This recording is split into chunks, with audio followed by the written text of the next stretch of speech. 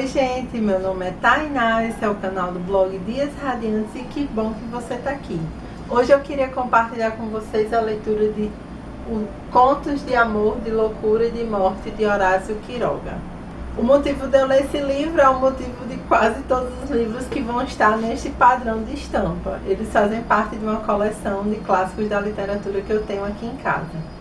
Eu não conhecia o Horácio Quiroga, nem essa obra, né? Alguns eu já conhecia anteriormente, já tinha interesse, mas esse aqui é um dos que eu fui ler só porque está na coleção. O Horácio Quiroga, ele é argentino, ele nasceu em 1878 e morreu em 1937. E esse livro foi escrito em 1917. Como o nome já diz, esse é um livro de contos, ele contém 15 contos, existem contos maiores e contos menores. E os temas desses contos vão ser ou amor, ou loucura, ou morte, ou mais de um, né? Os temas se relacionam entre si dentro de alguns contos. Bom, como é um livro de contos, não dá para eu contar a história para vocês, né? Assim, do que é que se trata esse livro e contar um resuminho da história, ou pelo menos contar o início da história, porque cada conto vai ter a sua história. Então eu decidi escolher os contos que eu mais gostei e comentar um pouquinho deles com vocês. O primeiro conto que eu escolhi chama O Solitário. É a história de um homem que é joalheiro, né? Ou seja, ele fabrica joias e que ele é casado com uma mulher horrorosa. Não horrorosa de feia, mas horrorosa de megera. Ela é muito chata, ela trata ele muito mal e ele sempre é muito paciente, sempre faz de tudo para agradar ela, atende todos os caprichos dela e ela nunca nem agradece. Ela é sempre muito chata, muito mal-humorada, sempre reclamando da vida que eles levam, um porre a mulher. E eu acho que um dos grandes méritos desse conto, né, que em poucas páginas você consegue ter um abuso total dessa mulher, assim, tanto quanto o desfecho que essa história tem. Que eu não vou dizer qual é, porque você vai ter que ler, mas é um desfecho um pouco até surpreendente, que o marido sempre é paciente. E outra coisa que esse conto fez foi eu me questionar, ficava o tempo inteiro me questionando por que que ele aguenta essa mulher chata do caramba, por que que ele casou com ela, por que que ele aguenta ela, né? E às vezes, quantas vezes a gente não vê pessoas que estão em relacionamento em que a gente fica se fazendo essa mesma pergunta. E no conto Solitário eu acho que são abordados os temas amor, loucura e morte. Outro conto bem interessante chama Galinha Degolada, em que a loucura aqui nesse conto vai ser abordada realmente do ponto de vista de transtornos mentais. Entra um pouco da questão do amor, mas é mais uma relação familiar, né? A dinâmica de uma família em que existem pessoas com problemas mentais. E eu não vou nem dizer mais nada, porque o desfecho também, não sei se ele chega a ser surpreendente, porque a história vai caminhando e chega um ponto que você espera mais ou menos o desfecho que acontece. Mas, mesmo assim, é muito chocante o jeito que a história é contada e que o desfecho é apresentado, você fica muito chocada. Outro conto que eu gostei foi Arame Farpado.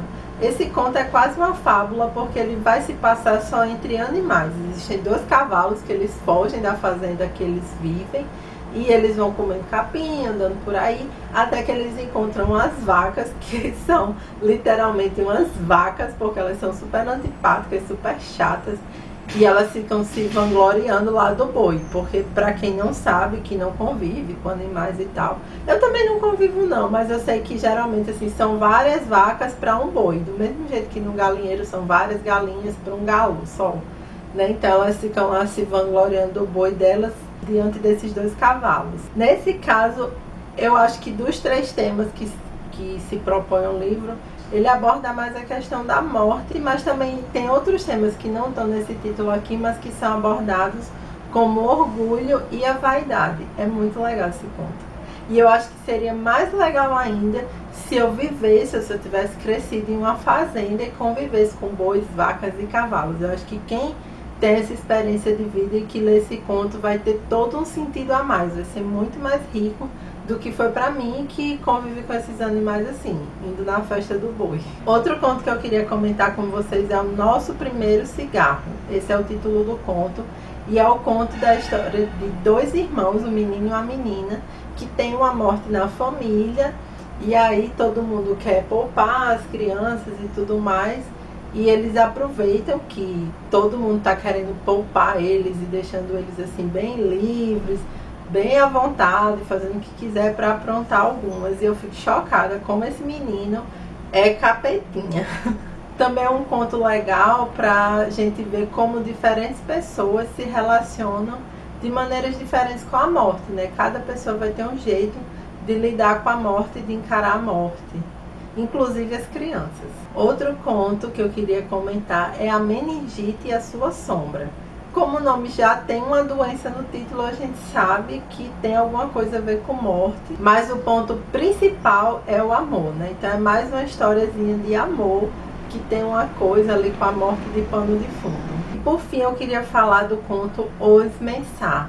É assim mesmo, sem concordância, porque mensal vem de mensal, de funcionário que recebe o salário mensalmente, né? Um termozinho que existe no interior, lá no meio dos matos da Argentina, acho que também na Bolívia. Eu não conhecia. E é um conto incrível. Se eu tivesse odiado esse livro, ele teria valido a pena só por esse conto.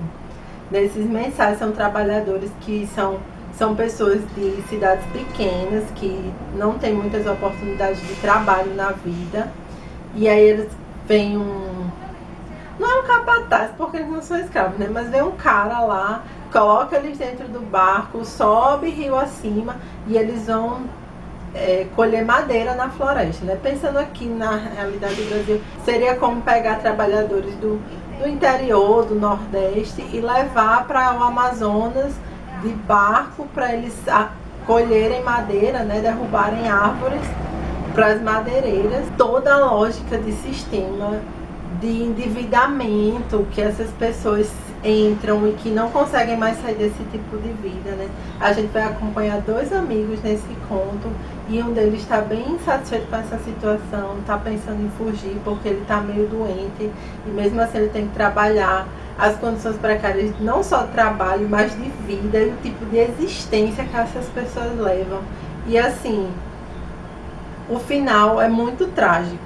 E o mais trágico é porque é real, assim, é porque não é uma coisa de ficção, é uma coisa que, se você for ler matérias de jornais que tem a ver com esse tema, de pessoas que trabalham em condições precárias, que levam vidas precárias, vai estar ali a história dessas duas pessoas. E eram coisas que eu nunca tinha pensado a respeito, que nunca tinham me impactado, nem nunca tinham me chamado a atenção. E que esse conto me fez olhar para essa realidade. Então, acho que quando a literatura consegue isso, né, uma história de ficção, consegue fazer você ser mais sensíveis a problemas reais que estão ali do lado, que você faz questão de ignorar, eu acho que aí sim a literatura ela dá um plus na sua vida, que não é mais só um entretenimento, é uma coisa que lhe faz ser uma pessoa melhor e que faz você buscar também uma sociedade melhor para todo mundo, não só para você.